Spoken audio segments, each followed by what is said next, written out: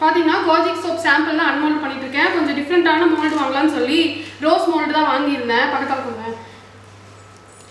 இந்த flower mould எப்படி இருக்குதுன்னு சொல்லி கமெண்ட்டில் சொல்லுங்கள். எனக்கு பார்க்க லுக்கு வந்து நல்லா இருந்துச்சு, ரோஸ் மாதிரியே.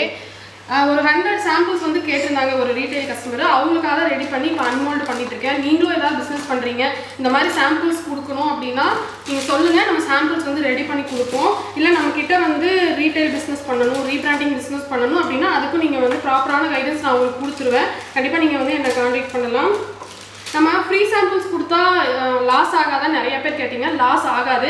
இந்த சாம்பிள் நீங்கள் கொடுத்து பார்த்தீங்க அப்படின்னா கண்டிப்பாக நம்மளோட ஹார்ட் ஒர்க் இருந்துச்சு அப்படின்னா நல்ல ரிசல்ட்ஸ் இருக்கும். கண்டிப்பாக அவங்களுக்கு பிடிச்சி போய் திரும்பவும் வாங்குவாங்க. ஸோ இதை வந்து இன்வெஸ்ட்மெண்ட்டாக தான் நினைக்கணும், லாஸாக நினைக்கவே கூடாது. நான் சொல்கிற விஷயம் எல்லா பிஸ்னஸ் பண்ணுற எல்லாருக்குமே வந்து யூஸ்ஃபுல்லாக தான் இருக்கும். நீங்கள் வந்து சாம்பிள்ஸ் கொடுங்க. ஒரு 10 rupees 20 rupees நீங்கள் வந்து இன்வெஸ்ட் பண்ணி கொடுக்குறதுனால ஒன்றும் ஆக போகிறதில்ல. ஸோ நீங்கள் இந்த மாதிரி இன்வெஸ்ட் பண்ணி கொடுக்குறதுல உங்களுக்கு பெஸ்ட்டான ஒரு இதுதான் கிடைக்கும். அவ்வளோதான். எனக்கு என்ன சொல்கிறதுன்னு தெரியல. நிறைய பேர் உங்களுக்கு வந்து லாஸ் ஆகாதானே கேட்டிருந்தீங்க. எனக்கு லாஸ் எல்லாம் ஆகாது. ஜஸ்ட் இது ஒரு இன்வெஸ்ட்மெண்ட்டாக தான் நினைக்கிறேன். நிறைய பேர் வந்து வாங்கிட்டு நிறைய கஸ்டமராகவும் கன்வெர்ட் ஆகிருக்கிறாங்க. என்னோட பேஜை போய் பார்த்தீங்கன்னா தெரியும், நல்ல டெவலப்மெண்ட் இப்போ தான் ஆகிட்டு இருக்குது. அவ்வளோதான்.